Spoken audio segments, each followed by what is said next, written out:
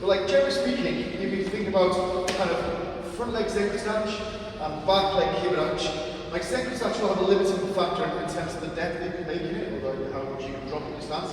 And it's not the back foot, like that's just that flexibility will inhibit how far you can drop down. But as soon as you release that back leg and it becomes like the kibarachi form, so your back foot pointing maybe 45 degrees and your knee over your toes, then straight away you can see how much more you can keep on dropping, depending on your flexibility. But ultimately you'll be able to drop more. Understand? So just make sure that like it's not the same height as singers.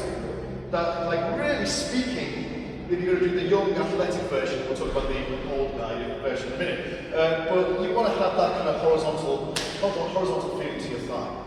Okay, like that sort of sense when you're in Fudodachi. Yeah? That Fudodachi, like literally that deep-rooted, kind of immovable stance. So you want to be cemented into that floor, right? Now that's one way to do it. And we'll talk about the pros and cons in a minute. But ultimately, Zenku stance, front leg, kibarachi, back leg, and weight just down. So it's the same sort of weight distribution as Zenku-ish, but just down.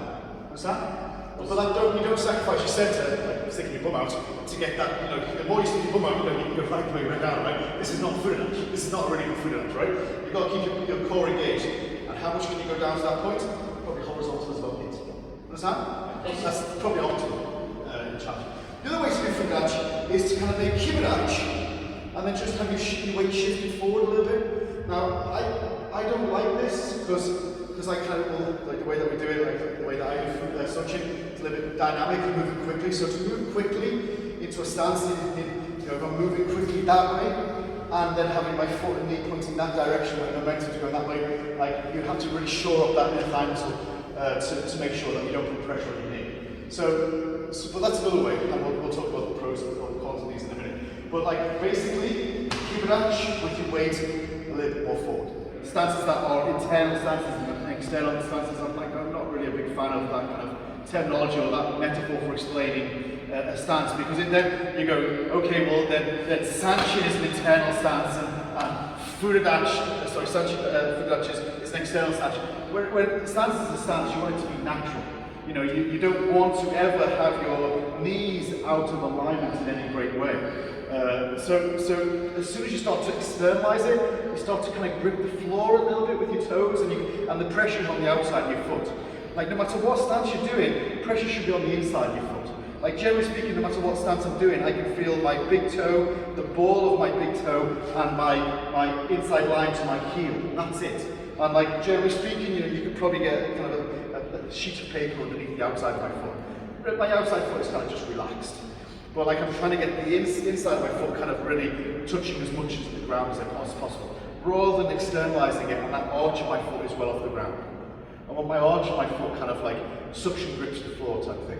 So don't externalize your stance, and Fudodachi is one of those things that you can end up doing. So even like Zenku stance, where I'm kind of fairly internal, not internal, that's not the word, but like on the instep and arch of foot on the floor, then Fudodachi is no different really. I'm not changing that feeling at all. I'm not going, oh, this is different. Your knee is a hinge joint, and it has one way to really move that it's comfortable with. As soon as you start pushing it side to side, you're going to kind of increase wear and tear. Okay? So just be super careful with that. One other point I would make is that you can drop beyond a point of optimization. So just be careful with this. So some people are some people are kind of a little bit too easy on themselves. Okay, this is the kind of shape of Fudodachi. And then some people are going a little bit too hard. I'm going to try really hard. But like you've gone past the point of any sort of help to your body. Yeah, you want to train your body and make it strong, but still be able to use it. If you go past the point of connection where you're really disconnected and you're just kind of sitting on your stance without any sort of ability to move, then you're not really training to optimum stance. Yeah.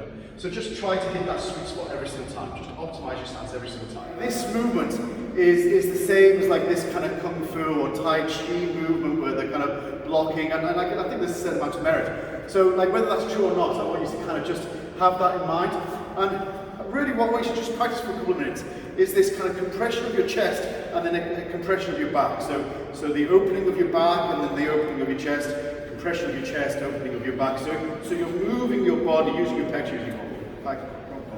So rather than thinking about hand position, think about how you're going to squeeze your elbows together and then how you're going to open them. And try to get that feeling ingrained within your body, where you're using your maximum range of your chest. Front muscles, back muscles, front muscles, back muscles. And really what you've got to try to do is make sure when you're using your pecs, you completely relax your back. So you get the maximum compression forward. And you know, obviously when you're using your back, you're completely opening your chest or relaxing your chest so you get that maximum compression of your back. So you're going from this completely engaged position to completely open. And then you can make whatever shape you want. Whatever shape you want. Whatever shape you want. Whatever shape you want within that kind of just basic movement. As soon as you hit that point, then relax. So in, relax. In, relax. That's all you're doing, yeah? You're not trying to put any shape to it, not any kime. You're just trying to get that maximum compression open. And then once you start to do that, you can play about with the course. You know, is it coming directly? Is it coming round? Are you thinking about kind of this hichuke elbow block? What are you doing with this hand? Are you thinking about ude baraifen? What are you doing with that basic preparation release? Preparation release. Are you going into someone? Are you going into someone? What are you doing to kind of use that dynamic to kind of make that irimi, that entering of your partner before you expand it? Understand? Yes. Okay, so like just set your back, and I'm seeing a lot of people go, okay, like too much tension. Tension is going to rob you of firstly speed, which is what the function of power, but also range. Like when you're tense, what you're doing is basically you're tensing both antagonist and protagonist muscles together. So you feel strong, you know, so if I'm tensing my bicep and my tricep at the same time, then it feels strong. But that's not how the human body works efficiently, yeah? You can still move through that tension, and people are moving through tension, but the range and the speed is less, yeah? So I want you to relax and just think about you're engaging one muscle, and then you're engaging another muscle, and then the opposite, and then the opposite, and the opposite, and you get that free movement. There's no biofeedback, you don't really feel strong, but it is producing far more power, yeah? So have that same feeling. You're not tense and everything's tense. You're just finding the shape you want and then stripping away effort. Find the shape you want, strip away effort. Don't add anything that you don't need to it, and then all of a sudden it's becoming fluid and relaxed. The worst thing you can do is put kime into a preparation. Like a preparation should always be kind of well, you know, if we're going to do Gidan-Brai, this is not one move and this is not another move, because then you end up making two moves, rather than, like, karate's never 1, 2, it's only one. And we learn through these kind of points within the course of movement, but then we can get fixated on this point being one movement and then this point being another movement, rather than this just general kind of releasing for Gidan-Brai, yeah? So we have to make sure that as we kind of go through this course, don't get fixated on this point. Because this point is no more important or less important than any point within the whole spectrum of that to that. Do you understand? But often we can get fixated, oh, my yoi is good, my preparation is good, my execution is good. But between those 3 points, you could be doing anything. You know, so karate is not this noun, this shape, and this shape. It's the verb in between. It's what's happening in between those movements. Do you understand? So what I say, don't get fixated on this point, and then you start putting kime into it. So I just want you to kind of feel that loose twitch, that relaxation, twitching into your inner thigh, twitching into your pec, closing your pecs, getting that kind of cover feeling, but then it's smoothly leading to the execution of the technique. Do you understand? So I just want you to practice those 4 moves. Then a couple of things I would say. Well, the first 2 moves. Let's say the first 2 moves. Firstly, like I say, sink in. Sink in, don't rotate it. Sink in as you cover Jord and Sotuki. There'll be a few people that, like JKS nowadays, is kind of coming over like they're doing front crawl or something. Like I've seen some people that kind of come up out UK feeling, okay, look, case by case, it doesn't make any difference. But ultimately, sink into your thigh. Like Sam says, you're doing about Jikwash, sink into that Jikwash, that supporting leg. Close your pecs, get that kind of preparation. And then from that point of contraction, you're releasing into Furudachi. This next one, exactly the same, come into this supporting leg, come into your supporting leg, and then driving in Shomidachi. Understand? One other thing I'll say is, please don't disassociate your lower body with your upper body. Don't step and then block. Step step and then block. This is one fluid action. You're sinking in, but everything is moving the same time. Everything is moving the same time. Until this point. So you're having people who aren't really using the hip, and it's all about this, yeah? You're not going to go much with, you're not going to go far with that, yeah? Like, you can't improve that. Maybe it'll work briefly, maybe it'll work if you're hitting someone who's smaller than you, but generally speaking, small people don't attack big people. So you have to always prepare to attack someone or defend against someone who's bigger than you, right? And so that's not going to work. That's one point. Second point is that some people are kind of making it happen, but then failing to make quite a good showman.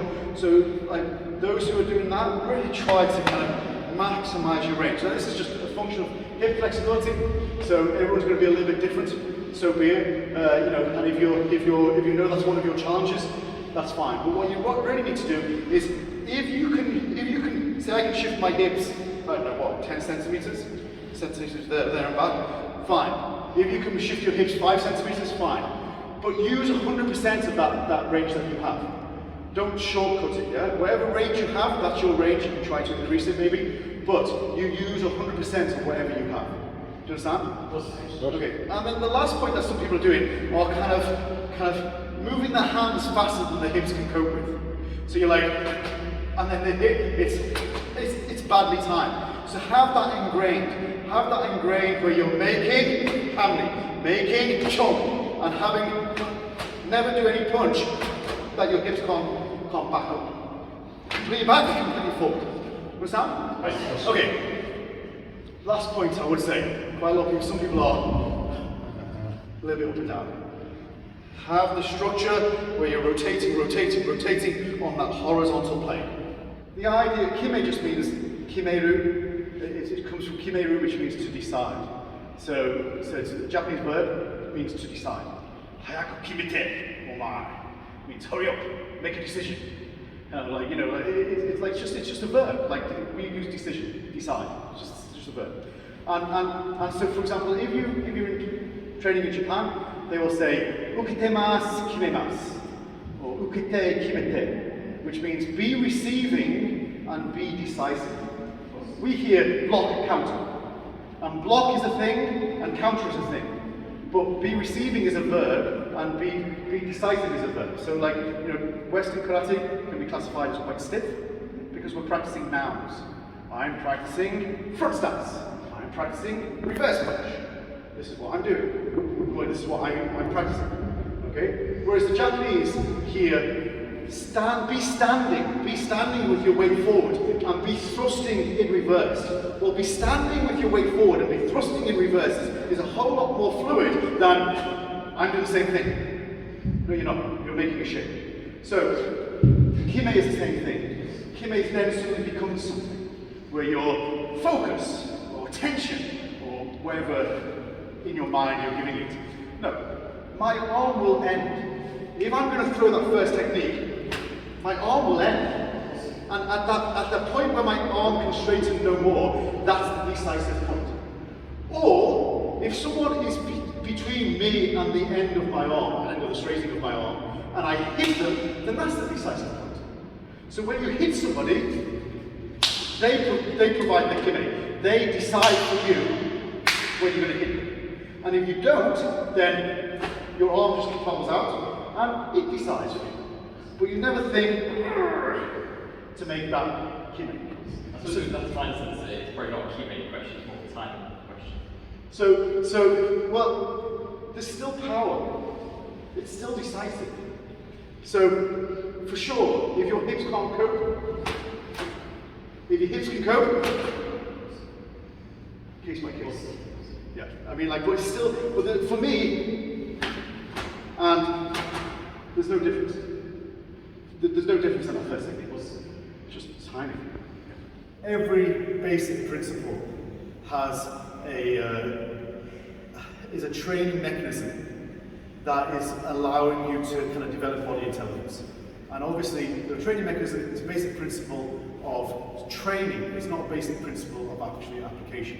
For example, like if I was going to punch John, then for sure, like I can kind of keep my back straight. and kind of transitioning. But if I really wanted to hit him, I would completely, like the amount of mass behind and like that kind of overarm boxing type Yamazuki feeling is far more devastating. Now the reason why I can do that and have some level of control to it is because I've trained for years to keep my back straight.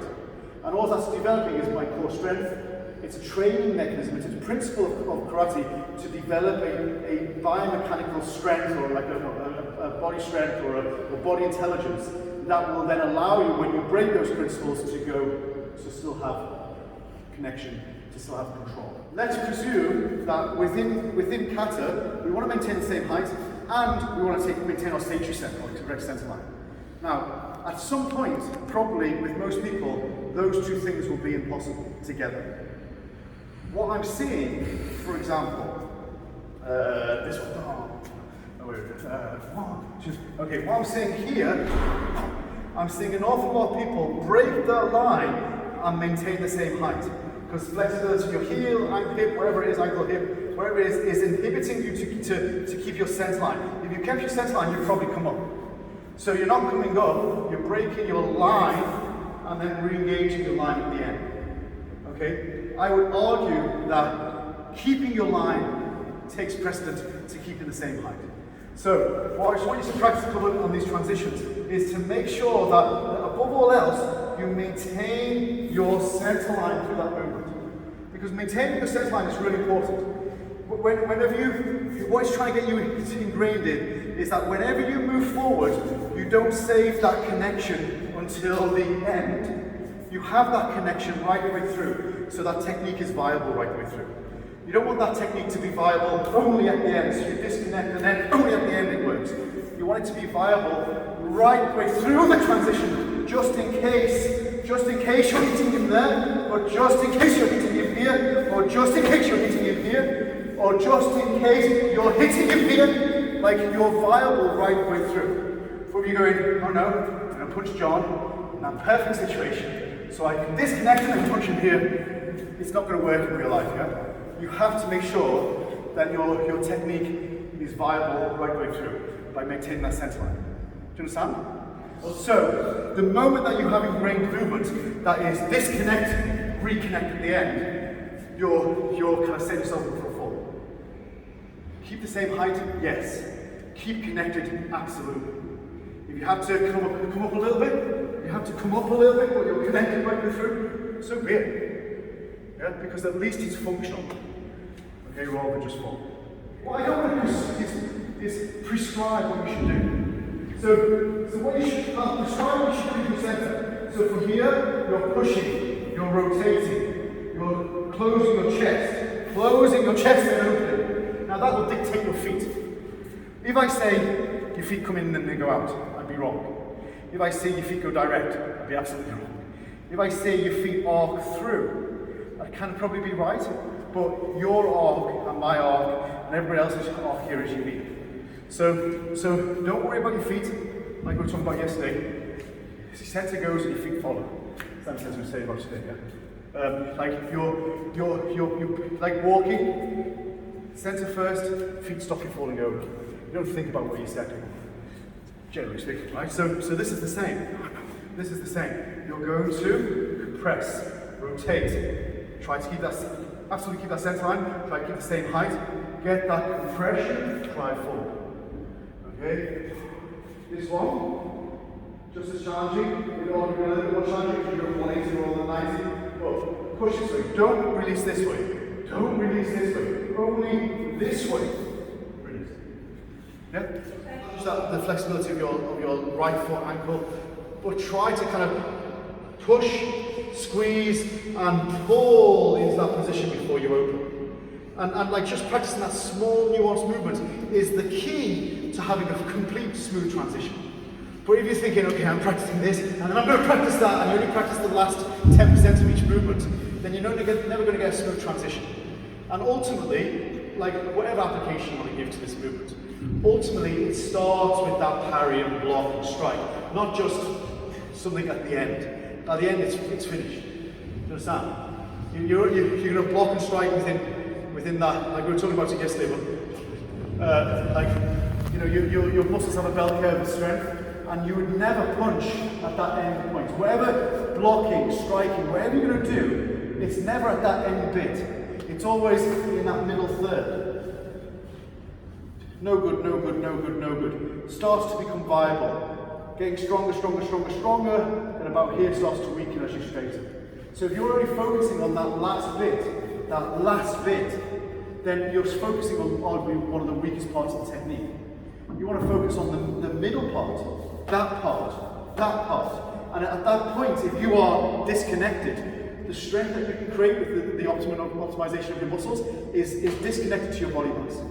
So you've got to make sure that middle third of your technique, or that transition of your technique, is completely connected. This is where your technique is, and then you're making you fall, not making you fall.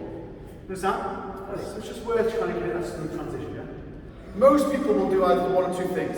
They will rotate this way, so clockwise, anti-clockwise. So they'll rotate clockwise, release this hip, make it easy for themselves, come round, get into kind of position, and then do kime, right?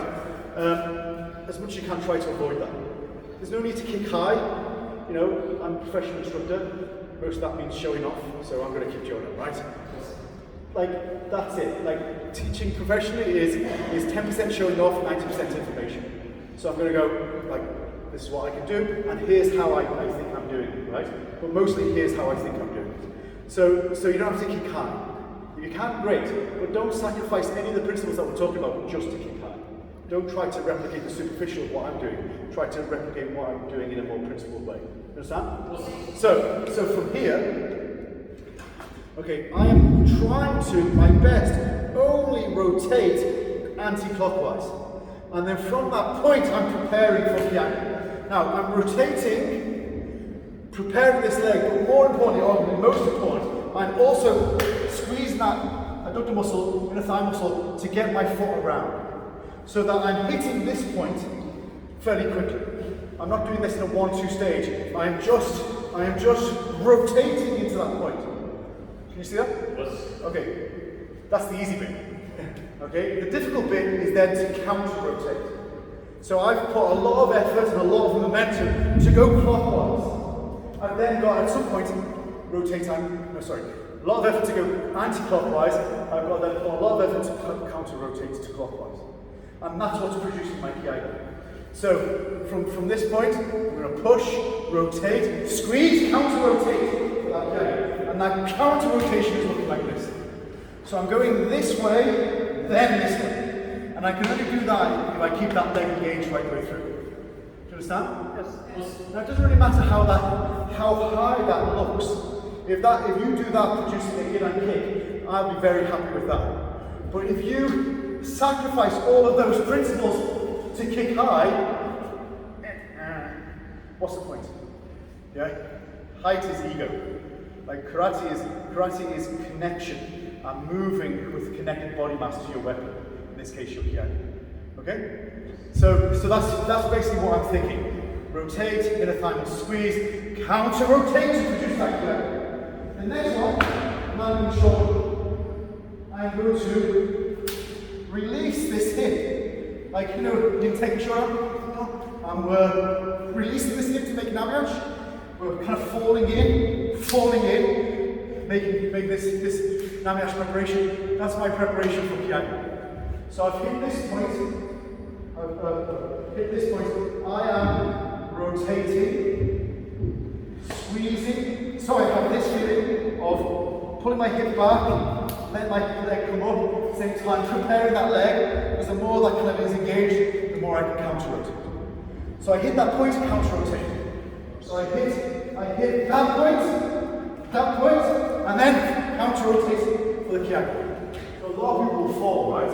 And you know, they'll kick and they'll fall. You want to have the ability, after you've kicked, to be able to drive into that stance. Obviously, second stance, you know, like driving on that back leg is kind of easy, ideal. But whereas this, you know, you're having to stabilize that knee whilst rotating. So I feel this connection really a lot at my big toe, ball of foot, heel line, not the outside, so I'm really feeling that I'm using that spring of my arch of my foot, my calf drive, while stabilizing my knee, kind of using the flexibility of my hips to drive that knee. So trying to take this out of the equation.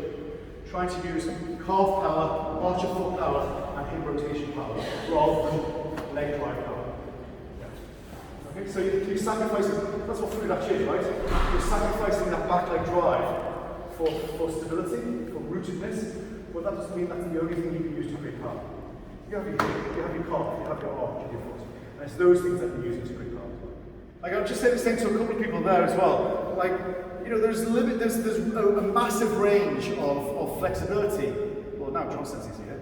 A massive range of flexibility in this dojo, right? So you have to kind of, like, you know, you have to follow your own body and your own range of movement. So I'm seeing quite a few people who you know, like this second Kihon, quite a few people who are going, right, I have to get my foot up. And they're kind of swinging their leg, and like I'm grossly exaggerating, but maybe you can see elements of what some of you are doing. And you're using your arm to get that leg up, right? Now, what you're doing then is replicating the end point of the technique, which, as I've just tried to say, the end point of the technique is not the end, it's past the end. The end of the technique is the last bit of the middle third of the technique. So we have the preparation of the technique and the execution of the technique. Say the preparation is the first third, say a bunch of first third we're preparing. Second third is the technique itself. The third third is the bit where it starts to dramatically lose power and speed. You understand?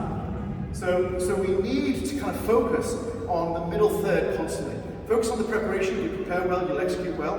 Focus on the middle third, that's the range of technique which has the most power, and then relax into the last third. But if you're only focusing on the last third, or even worse than that, you're focusing on the last 1% of that technique, just so it looks good, it's high, it's fast, blah, blah, whatever it is. If you're only focusing on that, you've missed the point. If you're even sacrificing a good preparation to get the last, you know, if you're sacrificing a good preparation so you can get the last 1% high, wherever it is, then you're missing the point. If you're sacrificing the middle parts, the actual impact phase of the technique, that kind of strong part of the technique for the last bit, you're missing the point. Do you understand? So what I would say is like I was just saying, like I was saying to a couple of people, you know, if you can do that, you know, how much flexibility you got? Can you do that? Great. Can you do that? Great. Okay, you can take someone's knee out. You can take someone's knee out.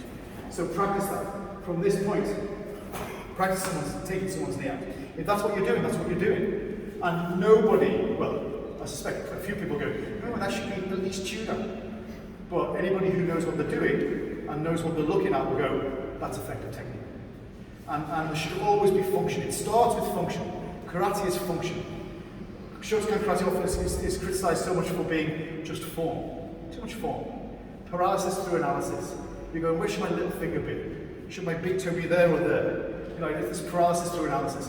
And it's a viable criticism of Shotokan Karate because a lot of people kind of teach karate that way.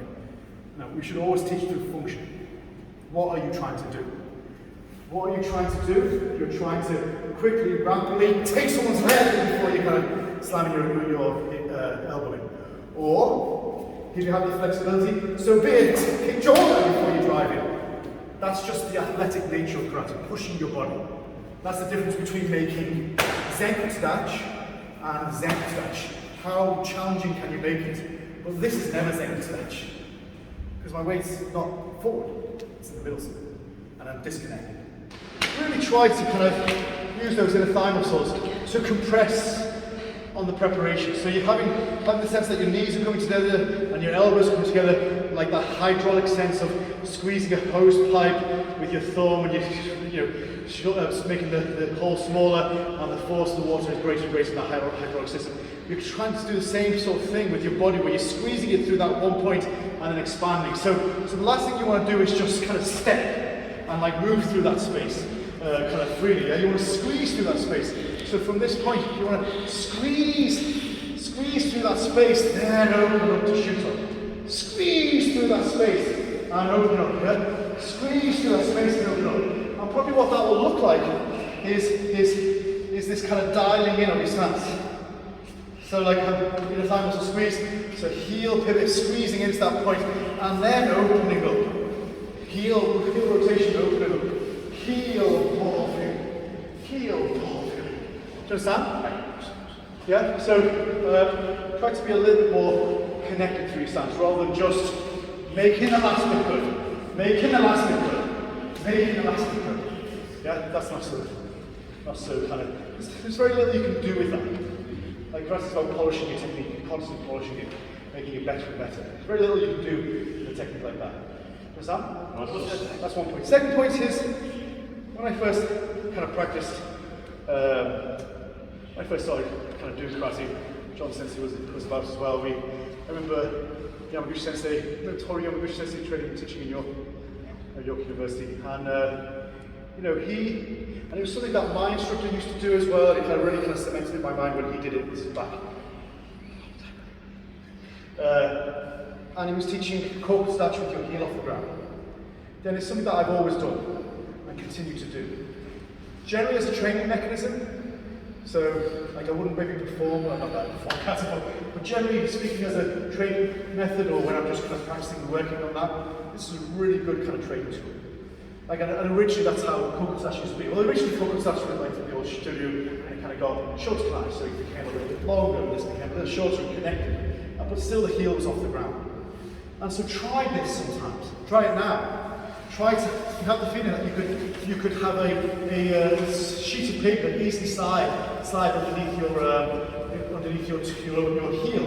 And so it's just the ball of your foot.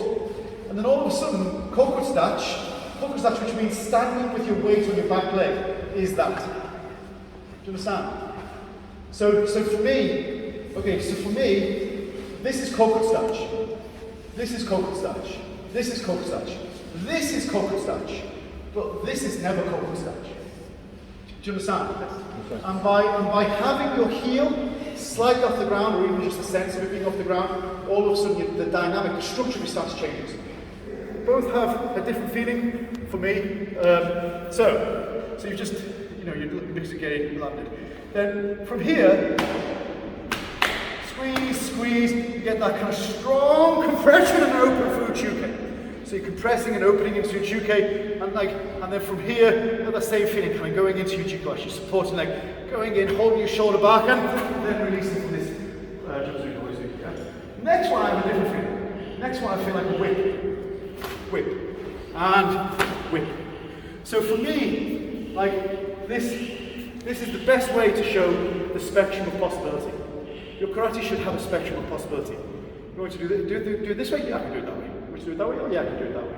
And you must have that ingrained within your kata. Rather than, okay, these are the two same movements, I'm going to do exactly the same. No, you must have different feeling. So the first one is really connected. Compressing, expanding, compressing, expanding. Second one is completely loose. Whip feeling. And that will come through in your karate, yeah? If you have that feeling, it will come through. So this, compress, whip feeling. Do you understand? Try to give yourself that freedom. Within the very strict regime of what we do, give yourself that freedom. Yeah? Any questions?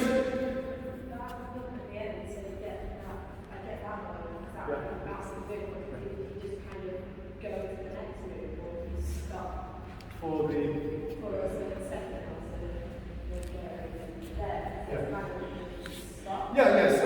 So yeah, like I'm exaggerating, but for sure, it's whip and whip.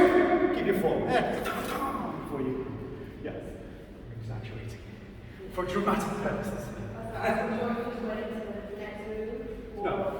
I mean, like you'll find your own tempo for your karate, for your kata, right? You find your own tempo, but for sure there'll be moments of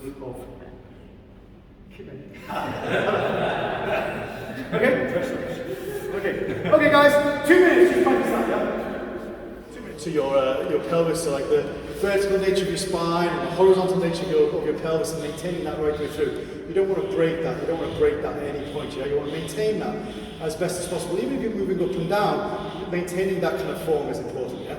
So this is another example where you'll see that. So you'll see kind of people straight away break the line of the block, and then they'll break the line as they kick, break it, and then it's all over the place, yeah? So be super mindful of how you're keeping your core engaged through this movement, yeah? He'll really help. So get that kind of rotation like we're practicing here with the magic of eyes. Get that rotation to make this YouTube kick, that rotation engaged. Really think your glutes kind of activating, making sure you're keeping your back straight. As you set that maigeri in, and you don't have to kind of do, you'll see people kind of do this fast and then slow back. This is an affectation. This is like an over flamboyant way of doing it. It's maigeri, it's not a slow maigeri, it's a maigeri. So have that maigeri go in, and then this pull is slow, but not the hikiashi. Okay? Then last point, full rotation, horizontal rotation, in, horizontal rotation, in. Not like this kind of, you know, kind of off-kilter kind of rotation of the hips. Okay? Okay, last time. Try to keep my game. Like I've seen an awful lot of people who are kind of, you know, like, I don't know what you just like, you're leaning back. You're kind of like, in an effort to kind of push your hip in, you're producing a complete body movement, and your whole body is going back, and you're having this. And so basically, I'm trying to put my mass in, trying to stick my mass, my body mass, onto that foot. But my body mass is going that way as you're releasing, rather than using your pelvic girdle independently from your upper body. This big. Do you understand? I don't want to do this. I want to do this. And then all my body is in it. All my body is in. And then if I start to transition this way, then it's going to have more. Do you understand? But ultimately, it's that. Not that. So whether you're doing kata, this kata, or like I've seen a lot of people like, you know, leaning, like hip, this thing, yeah? Control that center a little bit more. You know, in all your kicks, but especially my game, because again, I've seen an awful lot of that. If you rotate it to hand knee, then for sure that knee wants to follow. And if you rotate it to shoulder, for sure that knee wants to kind of push this way. It's connected. You can't help but naturally want to do that, right? And so you have to actively try to compensate for that movement, rather than just willing it or trying to keep it still. You want to actively try to fire twitch muscles to compensate. So when I make hand knee, like I'm making hand knee, and for a long time I actively thought about pushing my knee out when that happened. And when I went into Shotokan, for a long time I actively thought about pulling my knee in. And so what happened is I kind of just, you know, experimented that slowly, kind of getting that kind of the amount right, the amount of pressure right, so that it actually stabilized my knee, so it didn't move. Now once you get that with that front leg, you can also start doing it with your back leg, so you don't start sticking your knee out, use your adductor muscle to do it. Once you're doing those, you can do it kime stature, like where you're kind of stabilizing your knee even when you're rotating your hip, or rotating your hip, trying to stabilize your knee, and then, you know, fudachi becomes then fairly separate, like easy, because you know, you just got used to it right the way through. But this is a really important thing, because even when you do kumite or kind of self-defense situation or any sort of situation, you don't want your knees to be pushed into a position that makes your stance vulnerable. You want to constantly, actively keep those connected, yeah? That active still. So it's a really important element of stabilizing your stance. When you're breathing heavily, it often can become like an affectation, like you're doing it regardless. Like for sure, you know, we've all been in like doing physical activity where it gets that hard that you're doing it, but not when you're the first, you know, okay, first movement of the session. Okay, left leg forward under. You just started. Like, you don't want technique, so it becomes kind of like habitual then, and that's not a good thing. Also, when it becomes habitual, it's often about the upper body, the chest, and so you start to tense your chest, and that kind of is limiting in itself. So tension robs speed. The more tense you are, the slower you're going to be, and speed is a function of power. So you need that speed. So anything that will increase your speed, you should promote, and anything that decreases speed, you should try to avoid. So that upper body tension, which comes from that, you should try to avoid. We use the pulse breath quite a lot in karate, so we're tensing our abdomen, and this. I'm going to verbalize it a little bit. 10 times, go. So probably in that period you can actually actively think about breathing in. But okay, close your mouth, close your nose, don't breathe. Okay, 10 times, go. Okay, quite different, yeah? Kime, that compression of your abdomen with your muscles, that's forcing air out, and the relaxation that immediately follows draws back in. And so, think like bellows. You're kind of bellowing your abdomen, which is pulling air in and out and air and out. So that's constantly replenishing it. It's just like this pulse breath. So we use this an awful lot in karate. And when it's about that, it never really gets verbalized as that. If you're, it's just air going out, out, out, out, out. But if it's that, it's out, in, out, in, out, in.